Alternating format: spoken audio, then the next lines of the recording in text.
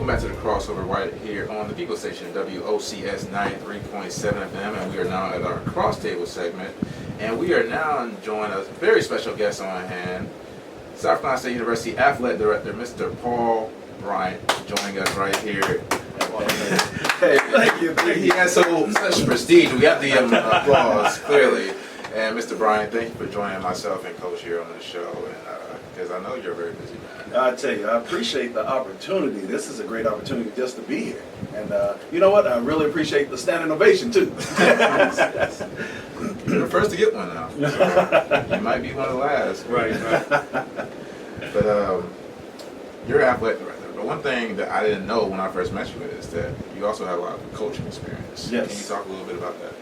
Yeah, I started coaching at the Dayton Jewish Center, coaching basketball at the Dayton Jewish Center, and it was just something to do. You know, Dayton Jewish Center is kind of like it's like a boys' club, and I was coaching there. My high school coaches were coaching at the local college, St. Clair Community College in Dayton, Ohio, and they asked me if I wanted to come up to the collegiate level, not knowing that I would only be coaching with them for about a month, and then I took over.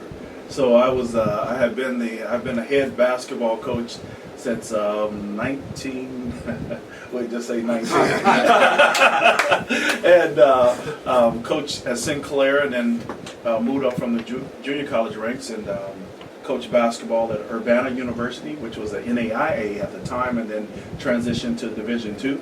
And then once I left Urbana, I was also the associate AD there, and I fell in love with being an administrator. And then from that, I'm here at South Carolina State and loving what I do. But yeah, basketball has always been a part of my DNA, I say, because I played it in high school and college.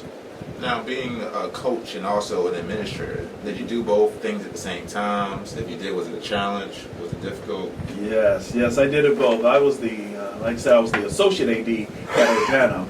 And doing that and being a head coach took up a lot of time, but it was all about prioritizing and just being organized. I had a great assistant at the time that gave me some outs when I needed. But then once I became actually at Urbana, our athletic director was removed, and they placed me in the role of athletic director for about 7 months.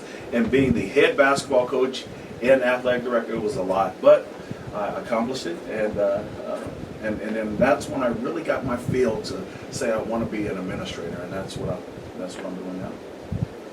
Yeah, you know, I had the pleasure of meeting you at the MEAC Conference Championships for track and field, and we put on a pretty good show with the 4x4. Yes, we did. Had a chance to take some pictures and everything. And, you know, I wanted to ask, you know, what is the direction that you're looking for right now in leading South Carolina State's athletic program? Well, what I want, first of all, I want to get a total community buy-in. I want the total community to come and support the institution that has some of the things that some of the other institutions don't. One particular is football.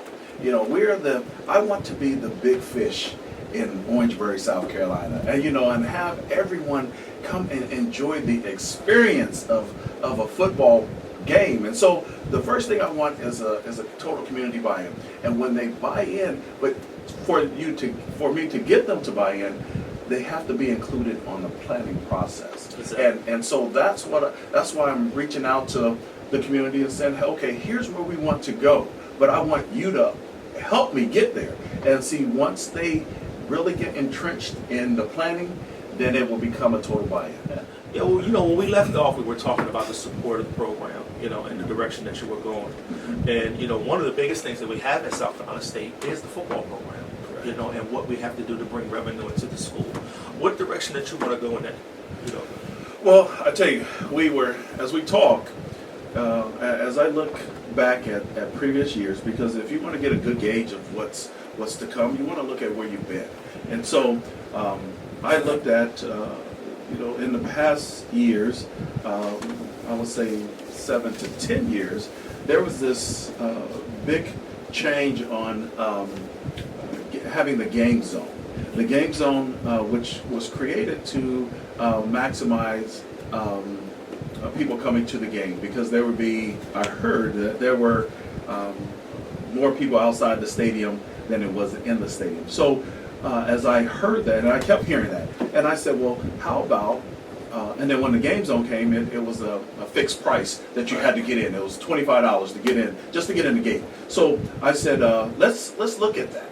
Let's look at, we still want to capture people coming to the game, and if they want to come in to experience tailgating and being around that atmosphere, let's figure out how we can allow that, but also get revenue from it. And so this year we started the $10 walk-up ticket.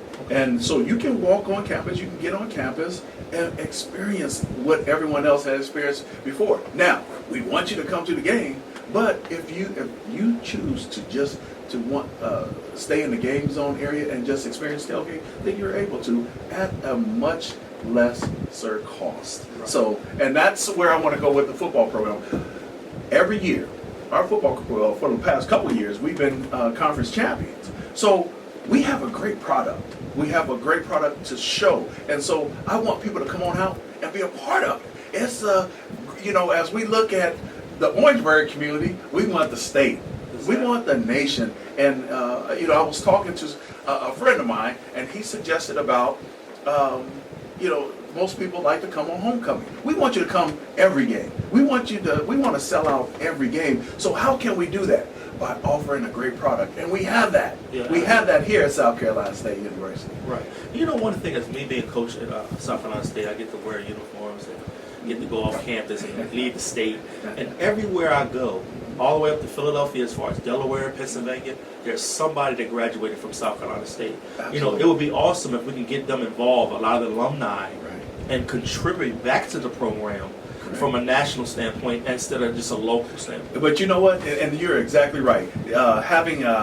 Getting the nation more involved, because we have a lot of Bulldogs out there. Exactly. And we get them back engaged in our processes, and that's what it takes. We have to get them engaged in our process, because once we get them engaged in the process, then they'll come out and support everything else. I do want to say, Bulldog Nation is strong throughout the country. There are so many Bulldogs, and I want them to come back and be a part of what we have, because what we have is a good product. But I also heard, I go out and ask people for support, may it be financial or your time. They said, well, we just have never been asked. And so that's my thing. I'm going to ask.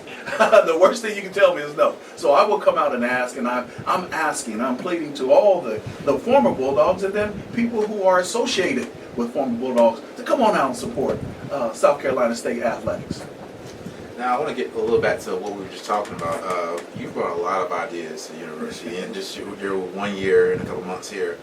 And one thing I noticed that you have brought to the football aspect was the Bulldog houses on the side by the scoreboard. And I think that is one of the best ideas we've ever had. And can you talk about that and some other ideas you possibly have in the future? Yes, the Kennel Club. The Kennel Club. Again, we talk about the experience. We want them to experience, we want our fans to experience something that they haven't experienced here at South Carolina State. Adding the Kennel Club is a 16 by 20 dog house that you're able to tailgate, you're able to invite friends, you get special amenities that come with that. It's really nice. I mean, you get the opportunity to be on the field. You can come on the field and just be a part of the pregame stuff, and so it's exciting to have the Kennel Club that we started, and it's very well received, and we're adding more kennels. So again, that is something that is new, and it's something different, but it is something exciting. It is. One of the things that, as far as the Bulldog Pride and the football program, you can't forget about the band. You know what I mean? I had my first time experience last year at homecoming witnessing the Bulldog band, and that was a very exciting thing to have. One of the things we can do, we can even incorporate them putting on like a show or something like that, and having a lot of alumni come back and do something like that. You're right. The Marching 101, they are a tough band. I don't think there's any better than that. Marching 101, and it's under new leadership now. Dr. Robinson, he and I had a meeting when he first started, and I asked him, could we do something different? We want the fans to be able to experience them other than just halftime and, throughout the game. So he has agreed to do something before the game, to play before the game, and that is going to just, again, enlighten and enhance our experience, the Bulldog experience. So the Marching 101, we work hand in hand because, honestly, it was funny last year. As I said there at the game is full first, second quarter. After halftime, it was cold and wet. Right. People would kind of get up and leave. I left soaking wet. Right. But I tell you, we work hand in hand with the Marching 101, and we feel that they are part of us as we are part of them. Now we're gonna wrap things up here in a few. Cause I know you're a busy man, but I want to ask you, how has your tenure at South Carolina State been? And how's the community treated you and your family? How has it been so far here in Orangeburg for you? People were telling me that maybe I would want to move to Columbia, South Carolina. I am so happy that I am staying here in Orangeburg. Orangeburg has been very good to me and my family. My family, I enjoy the small town. Really? Yes, no traffic. True, very but true. it is a great experience just to be here. And plus, I've always felt, wherever I work, I'm going to live in that community, because when I go out and ask for support, I know what it's like. I live in the community. So it's not like I'm outside the community trying to come back and ask somebody to do something for a place that I work and I don't live in it. So I always feel that I have to live in the community, and Orangeburg has treated me quite well. I do have to put a plug in for my son. My son is a actor at the Bluebird on the street. Yeah, he's the main character. How old is he? He's 15. Okay. And he's a singer. He dances. He's in Hairspray this time, and he's seaweed. So I'm just so excited for him, and my wife is doing well. So we enjoy the Orangeburg community. I would like to really support your program as far as South Carolina State. We would like to, anything that you're trying to put out as far as information-wise and getting the public to know what you're doing, please just let us know what you'd like to do. Oh, I sure will. And I appreciate, it starts with what we're doing right now. Just tell them exactly how the experiences have been at South Carolina State. And I tell you again, we have a great product throughout our academics, athletics. I mean, we're just, you just can't beat. And one thing is, you're big on basketball, so we hope that you can come back and join us very soon. Talk about Bulldog basketball. We would love to have you. We know you're big on basketball. I've worked with you before in the past. So come back and talk to us maybe in a month or two about Bulldog basketball. I tell you, I told you, if I keep getting these standing ovations, I'll come back every day.